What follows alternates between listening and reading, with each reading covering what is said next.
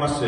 とこれからもこういう一緒にする仕事が多くなるんだと思って、これからもよろしくお願いいたします。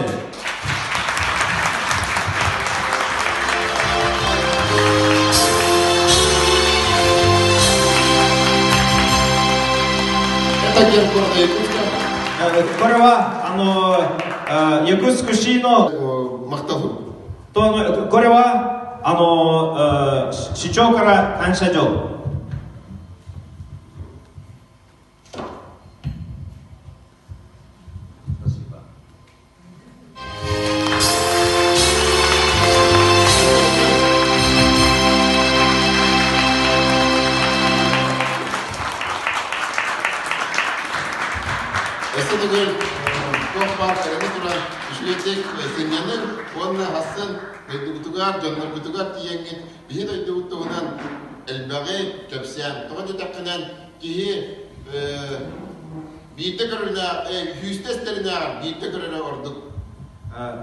皆さん、これからもサハの滞在を楽しみにしてください。帰国した時に親戚と友達にサハのことをいろいろ話してください。